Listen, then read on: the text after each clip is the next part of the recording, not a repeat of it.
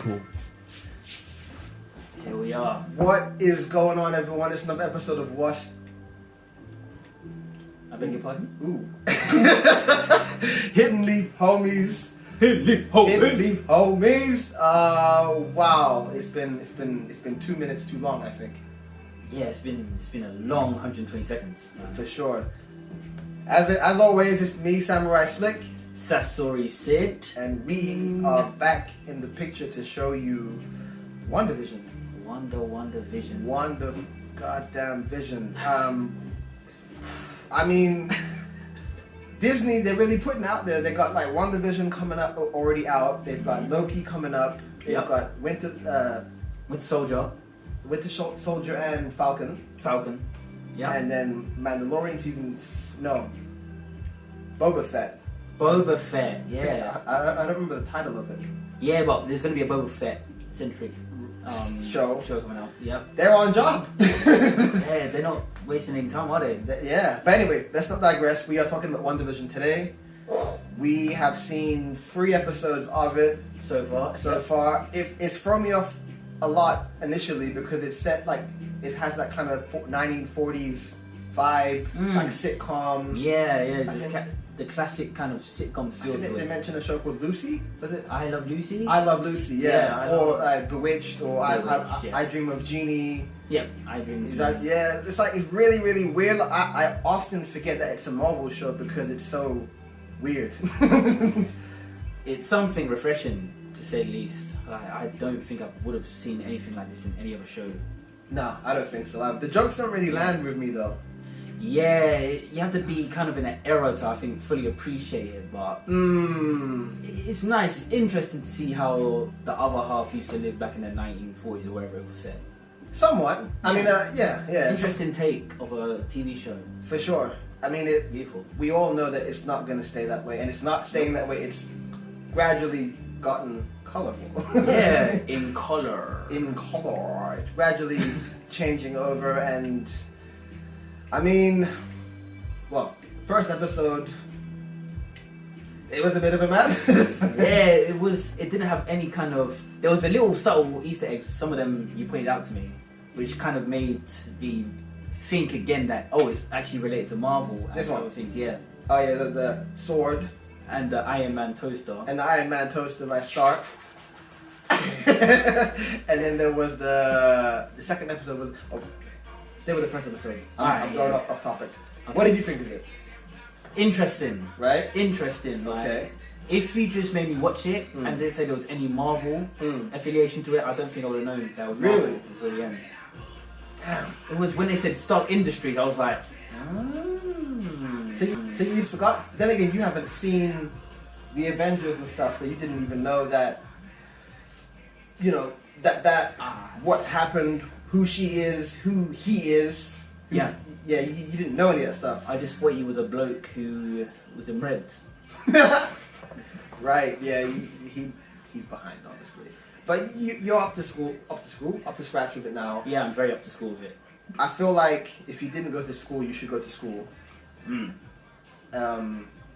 I believe that the first 2 episodes don't really give you much to play with. Then when it's the third one, then it starts to... Then there was a bit... there was a lot of like outside interaction, if you catch my drift, because I feel like they're in a TV show, family life, blah blah blah, manager, comes over, and then I realised there's an outside to this and people watching in. And then Wanda keeps breaking the fourth wall and looking at the camera, doesn't she? So Wanda knows something about what's happening. Well, Wanda made this happen because her construct. Ooh, the plot thickens. I like my gravy thick. That was random, but fuck it. What kind of seasoning is it? Chicken stock or vegetable stock? I like jerk seasoning in my gravy. I bet she does.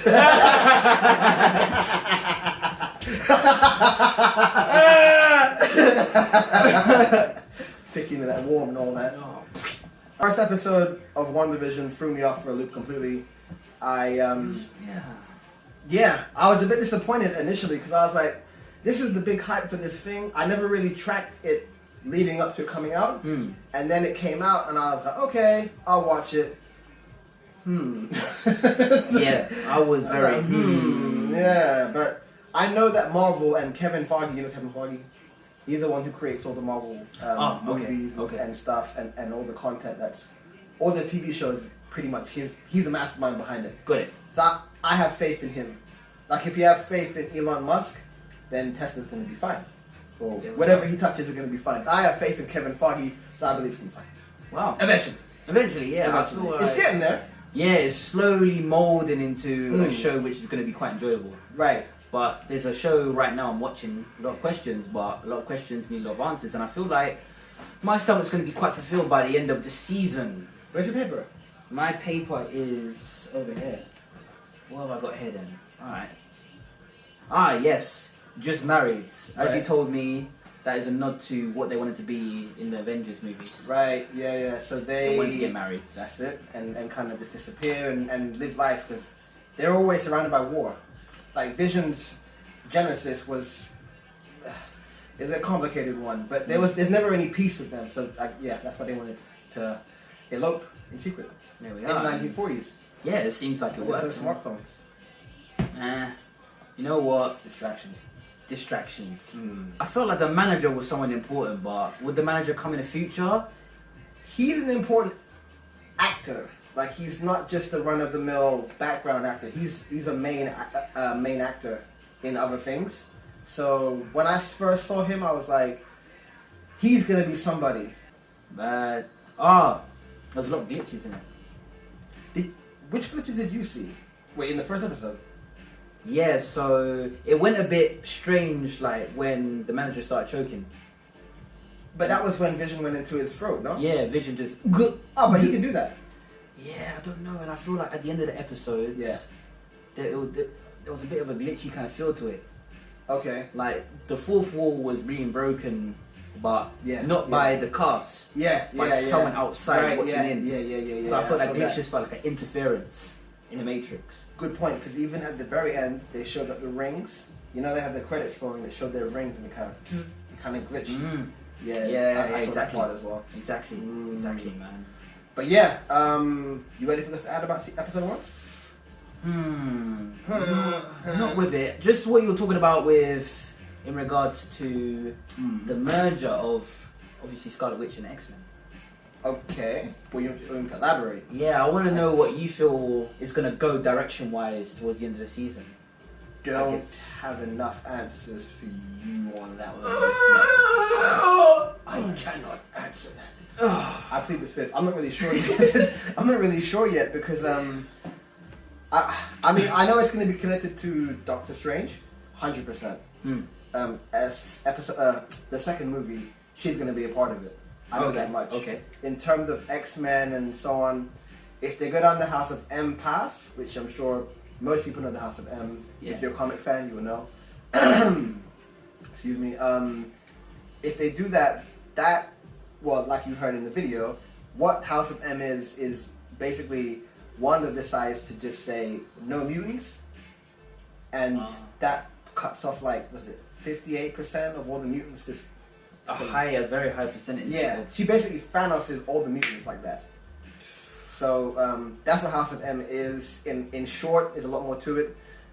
If she does that, that would probably start to tap on people like Wolverine and all the other mutants around in her bubble. Because let's not forget, she's Magneto's kid, and Magneto's been warring with the X-Men for years. Professor Charles Xavier. Exactly. Jubilee. Magneto. Your shirt looks like someone called Gambit would wear it. So, I don't know, but there's an interesting kind of, pot being churned of characters and potential. So, that's what, to me, I like, man. I judge a show a lot by the last 5 minutes, because that gives me the pulling power, whether it lets me go to the next episode, or because I could get bored very easily. I watch the show and I'd be like, dash it to the side, but this one has kept me captivated so far. But I don't know, around episode 6 or 7, I may lose interest, but that's just from previous examples of watching things. But I feel like it could lure me in. Pull your chain. Yeah, pull my chain. Well, let's see. This is Sasori Sid and Android 16. Fool. Like, subscribe. That little bell, the notifications, ring that as well. Ding a ding a ding a ding. Because we're with 2 favorite, what are we? Influencers. Yeah, with that shirt, you definitely are an influencer. We out.